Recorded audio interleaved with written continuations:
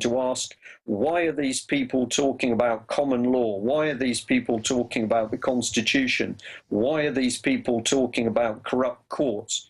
So we know inside the magistrates, that's the lower level of the judges effectively in UK, they are starting to ask questions about what's going on. We know that judges are beginning to question what the policy is coming down through government for these secret courts. And we've just got to keep pushing, because the information, the reality, the dangers of what's going on in Britain and America. Yes. This news is beginning to spread very quickly now. We've just got to keep pushing. Well, bottom line, I want to shift gears into the really nasty stuff here in a moment. And just spend about 15 minutes on that in this lengthy, in-depth interview. Brian Garish, who exposes Common Purpose and some of the other big NGOs.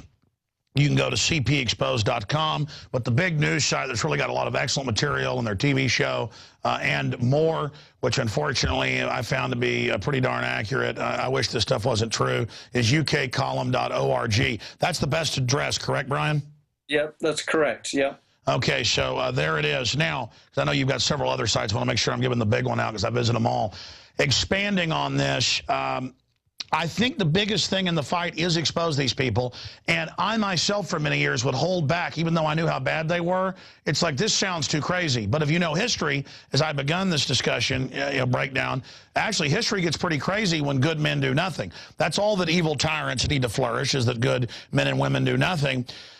And, I mean, I remember years ago when you started out, very little support, and now you're known all over the UK, all over the world, many other people. I know you don't want to talk about yourself, but talk about some of the movements that you've helped launch. Lawful rebellion movement. You know, we have that here in our Constitution and Bill of Rights as well, because it comes out of English common law and Magna Carta.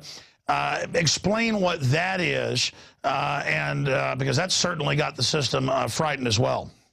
Well, lawful rebellion was an idea that a number of us came up with, which was, it was just coming up with, it's almost like a stamp to say, you've got an organization.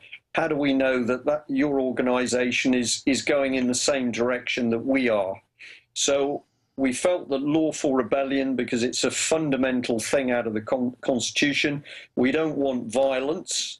But we do want people to say we've had enough. That's right. There's many ways to rebel that aren't physical, and people need to really rebel now before it gets physical. Correct. Yeah. So with the concept of rebellion was a very emotive term, which a lot of young people certainly pick up on, because